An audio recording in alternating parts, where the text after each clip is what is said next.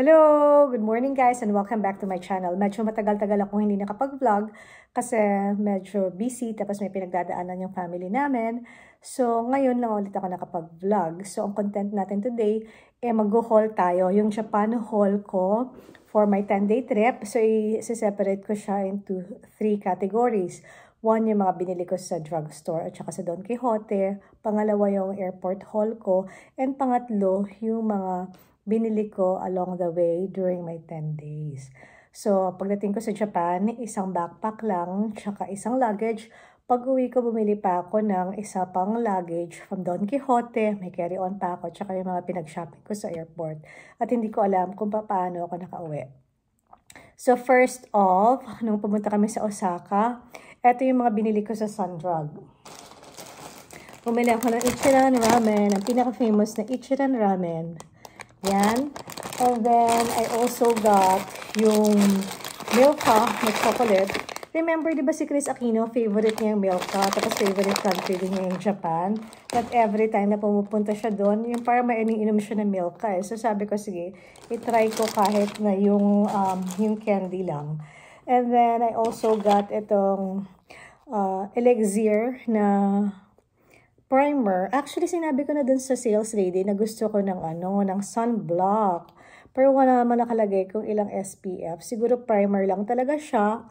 Tapos tinry pa niya sa skin ko. Ito siya guys, oh. This is by Oshiro.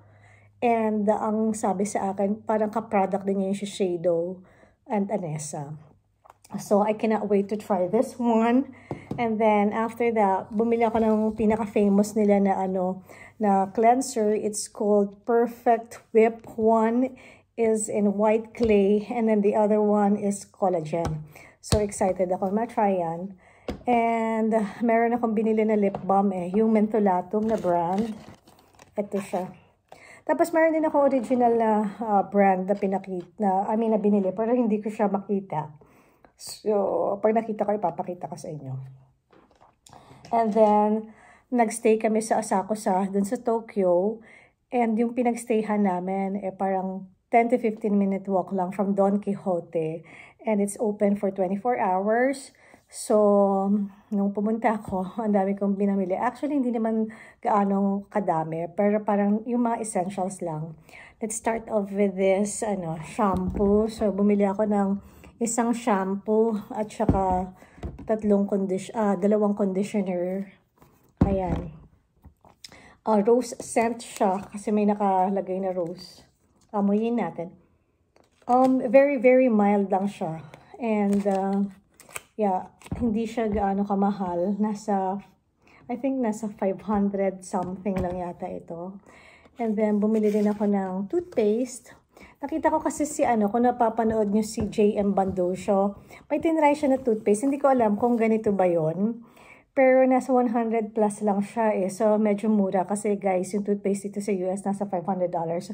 So, bumili ako ng 6. Tagdalawa sila. Tapos yung isa naman pink. Hindi ko lang alam kung ano yung difference nila. Pero 6 yan. Ang brand niya is No New. No New brand. Ayan guys, No New, kung makikita nyo. And then, I also got yung pangkulay ng buhok. Ito. Kasi guys, tignan nyo naman yung buhok ko. Medyo, hindi na siya pretty. Merong ash, tsaka may mint ash. So, nasa 500 plus lang siya. Diba ang cute? Oh. Yan. Medyo kaway-kaway. Ano na instructions naman dito eh. Diba? Mura lang. And then, I also got yung itong sunblock. Akala ko marami akong nakuhang sunblock.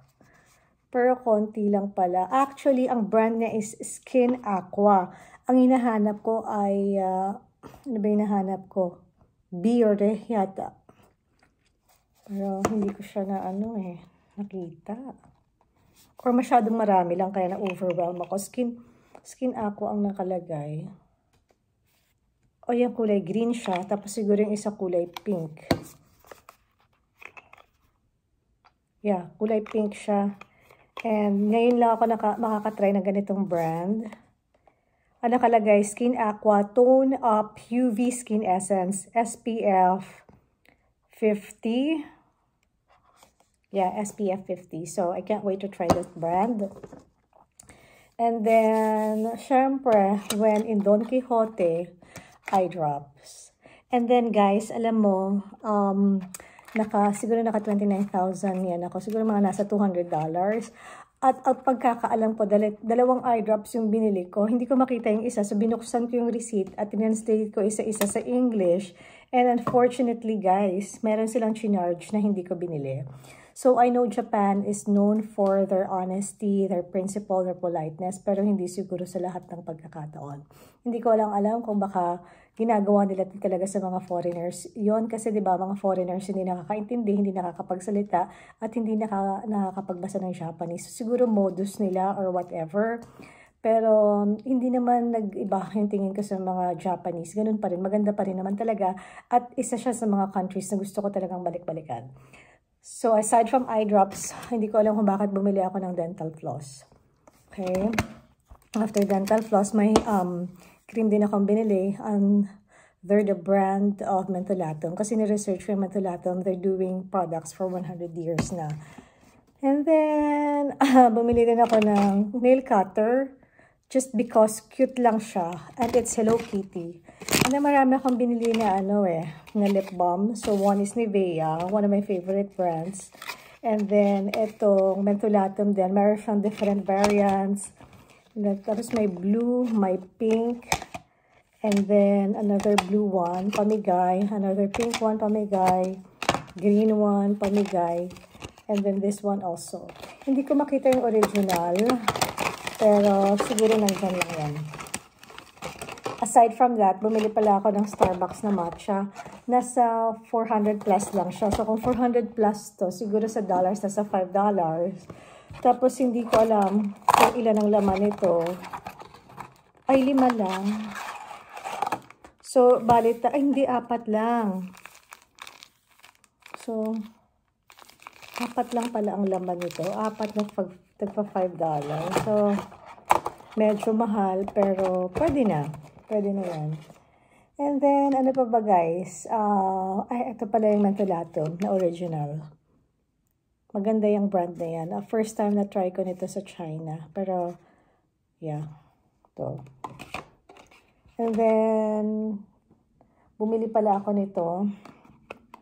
Akala ko, ito yung ointment na katulad ng Tiger Balm or ng siguro, ano ba yung mga, yung mga ointment natin dyan sa Pilipinas, pero hindi pala. Hindi ko kasi mabasa. So, nung inamoy ko, parang amoy Vicks lang siya. Siguro parang Vicks. Hindi ko alam kung parang petroleum jelly ba to, or parang Vicks, or parang ointment. So, i-research ko pa siya. And, yung isa ipapamigay ko. Tapos, yung isa sa akin. And then, syempre, bumili ako ng Salon Pass. Meron naman dito, parang mas mura yung Salon Pass. Tsaka baka iba yung gawa sa Japan. Kasi diba yung mga patches, galing ng Japan talaga yon. And, of course, eto ang lagi kong nakikita sa mga vloggers. Yung Rohi Subuko na paint patch. Gusto ko siyang itry kasi meron akong sciatica. Laging masakit ang likod ko. Tapos meron din akong plantar fasciitis. So, 5 pieces siya, guys. And then it costs mga 4,500 or 4,900 yen. Medyo may kamahalan. Pero when it comes to health, huwag natin tipirin ang ating sarili. And then nakita ko rin tong cool variant ng Rohi Subuko. Gusto ko rin tong subukan. So, ayan siya. And then, ano pa ba? Ito ang famous na Ichiran Ramen. Ayan. Ang isa, it cost 1,997 yen. Meron na siyang 5 pack sa loob. Meron na din siyang sauce. And then, meron din akong binili na maliit. At ipapamigay ko to kay MJ. Dalawa lang siya actually, yung maliit. Ipapamigay ko to dahil siya yung nagbigay sa akin ng hand warmer na avocado yung ginagamit ko at nakatulong talaga. So, ito yung isang mentholatum. And then, ito. Nivea Skin Milk. Siguro, it's either lotion ba to or skin soap. Pero, ayan. Nasa 300 something. So, itry ko rin. And then, aside from this, bumili rin ako ng bag. I think Shupato ang tawag dito. Meron silang 3 sizes. Merong small, merong medium, merong large. Tapos meron siyang different color. Ang kinuha ko, yellow. Ayan. Na medium, medyo malaki pala siya. May pagka malaki. Sana medium na lang ang kinuha ko eh. Nasa 27 or 29 something 1,000 yen.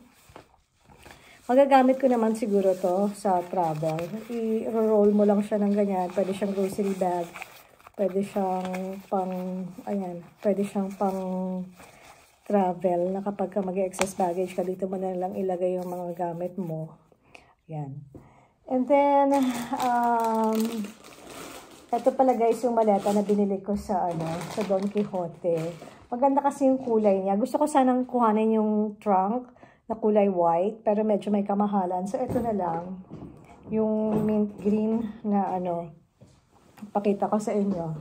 Yung mint green na luggage bag. Ayan, di ba? Ang cute lang ng kulay. So, I'm pretty sure na magagamit ko yan.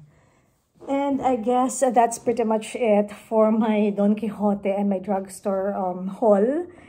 And medyo, kapag ka tinototal ko 29,000 yen, tax-free na yon, mga nasa $200 for all this. Parang hindi ko masasabi na medyo mura talaga. But anyway, natuwa naman ako sa visit ko sa Japan. And yung haul na to, it will gonna be 3 parts. Yung first, yung Don Quijote and Sun Drug, I think. And then, the next one, we're gonna be airport haul. And then the next one, yung pang third haul and final na yung mga binili ko along the way. At meron pa pala, guys. Ito nakalimutan ko. Yung mga ramen. Kasi sabi ko, nung nanonood ako dun sa my Real Asian Beauty, ang dami niya kasi mga noodles na inuwi sa Philippines. So, ayan. May curry flavor, fortunately. One of my favorite flavor na sa noodle, curry. Ayan, 5 siya sa isang plastic bag. Ilan ang binili ko? 2 ang binili ko. Tapos, meron pa pala akong binili na na tteokbokki. Ayan. Snack to sa Korea, pero I'm not sure kung snack din ba siya sa Japan. So, kinuha ko na. And, yan. That's it, guys. And thank you for watching. I see you on my next vlog. Paalam!